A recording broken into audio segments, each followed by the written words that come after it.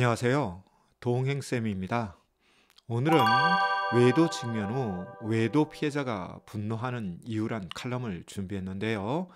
영상 보시기 앞서 구독과 좋아요 부탁드립니다. 고맙습니다. 외도 직면 후 외도 피해자들은 분노합니다. 그것도 매일매일 분노합니다. 여기에는 여러 가지 이유들이 있습니다. 많은 사람들은 배우자가 외도를 했으니 분노할 수밖에 없지 않냐 이렇게 말씀을 하지만 저는 여러 가지 원인 중에서 오늘 특별히 하나의 주제를 정했는데요. 그것은 바로 모멸감이라고 하는 감정입니다. 모멸감이란 모욕과 경멸의 합성어라고 볼 수 있죠. 외도 직면 후 외도 피해자는 모멸감에 사로잡힙니다. 그리고 이러한 모멸감은 외도 피해자의 공격성을 자극하죠. 이에 이러한 공격성은 다시 분노라고 하는 감정으로 드러나게 되는데요. 많은 외도 행위자들이 이런 과정을 잘 모르기 때문에 외도 직면 후 또는 외도 발각 후에도 외도 피해자에게 모멸감을 주는 경우가 많기 때문에 오늘 한번 다루어 봅니다. 그럼 외도 피해자가 느끼는 모멸감에는 어떤 하위 부류들이 있을까요? 첫 번째가 외도 피해자를 속인 거죠. 또는 이 속임 과정에서 거짓말한 것이 바로 외도 피해자가 모멸감을 느끼게 하는 촉발 요인이 됩니다. 두 번째는 외도 직면 후 또는 외도 발각 후에도 외도 행위자가 자신은 외도 행위를 그만두었으니 이제 할 것 다 했다 하면서 무책임한 모습을 보이거나 경우에 따라서는 외도 피해자를 조롱하거나 비아냥거리거나 비하하는 등 무시하는 태도와 자세를 보임으로 인해서 외도 피해자는 모멸감을 느끼기도 합니다. 그 외에도 외도 피해자가 모멸감을 느낄 수 있는 상황은 많이 있죠. 여기에는 외도 행위자뿐만 아니라 자녀들 또는 원가족 구성원들 또는 주변인들이 외도 피해자에게 이제는 그만해라 또는 참고 살아라 이런 것들을 말하는 것도 외도 피해자에게는 상당한 모멸감이 생깁니다. 많은 사람들은 모멸감 앞에서 쓰러지죠. 그리고 자존감이 낮은 사람일수록 작은 모멸감에도 큰 모멸감으로 체감하는 경우가 많은데요. 외도 직면 후 자존감이 허물어지지 않는 외도 피해자들은 없습니다. 따라서 작은 모멸감에도 크게 느낄 수밖에 없는 그런 상황이 되는 것이죠. 외도 피해자의 모멸감을 자극하지 않으려면 외도 행위자가 외도 행위만 그만둔다고 해서 되는 것은 아닙니다. 그 이외에도 사과를 한다든지 또는 반성을 한다든지 재발 방지의 노력을 한다든지 또 책임을 진다는 자세와 태도를 보여야만이 외도 피해자의 모멸감을 완화시킬 수 있는데요.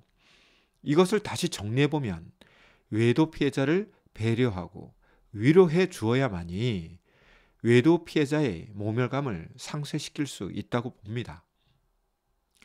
그런데 많은 외도 행위자들은 자신을 방어하고 보호하려는 이기적인 모습, 이기적인 태도, 이기적인 자세를 보이면서 외도 피해자가 다시금 모멸감을 느끼게 하는데요. 여기에서 모욕이라고 하는 것은 외도 행위자가 외도 피해자를 모욕하는 것이고요. 경멸이라고 하는 것은 외도 행위자가 외도 피해자를 무시하는 것이죠. 특히 의사소통이나 감정소통에 있어서 이런 소통 체계가 허물어질 경우 모멸감은 더욱더 발생하기 쉬운데요. 여기에 막말을 한다거나 또는 욕설을 한다거나 또는 사람을 아주 저속한 은유 표현으로 비참하게 만들 경우에 이 모멸감은 굉장히 커지게 됩니다. 그리고 이 모멸감은 이미 앞에서 말씀드린 것처럼 공격성을 자극하게 되는데요. 이 공격성이 작게는 짜증과 화, 분노 수준에 머물지만 점점 강해지면 격노하고 울분을 토로하는 등 그 강도가 세지게 됩니다. 따라서 외도 행위자들은 외도 발각 후 또는 외도 직면 후는 알아야 합니다. 본인의 외도 행위 중단이 결코 다한 것이 아니고 최선을 다한 것이 아니라는 것 말이죠.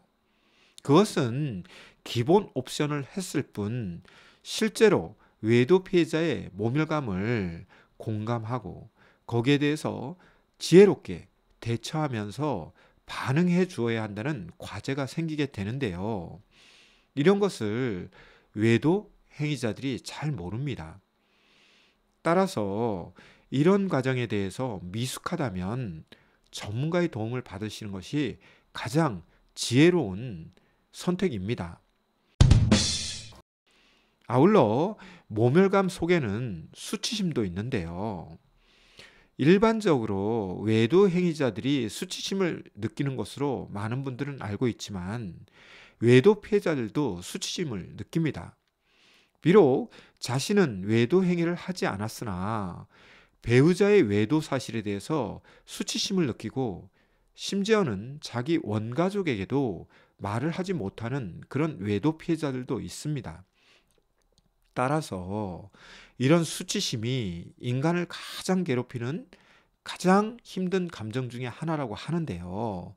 이런 과정을 안다면 외도 행위자들이 자신의 잘못된 선택에 대해서 책임을 진다는 관점에서도 이 수치심을 완화시켜 주어야만이 외도 피해자의 모멸감을 완화시킬 수 있고 결국 이러한 과정을 통해서 외도 피해자의 분노 수치도 낮출 수 있다고 말씀드릴 수 있습니다. 오늘 내용이 잘 이해가 됐고 또 일리가 있는 칼럼이라고 생각이 된다면 외도 부부들은 분노와 분노의 대결을 할 것이 아니라 이런 모멸감을 완화시키고 수치심을 완화시키는 등 근본적인 감정에 대한 치유 작업을 통해서 분노를 조절할 수 있는 그런 부부가 되었으면 좋겠습니다. 오늘은 외도 측면 후 외도 피해자가 분노하는 이유, 그 중에서도 모멸감과 관련된 내용을 다루었는데요. 내용이 유익했다면 구독과 좋아요 다시금 부탁드립니다. 그럼 다음 시간에 더 좋은 내용으로 여러분들을 찾아뵙도록 하겠습니다. 시청해 주셔서 고맙습니다.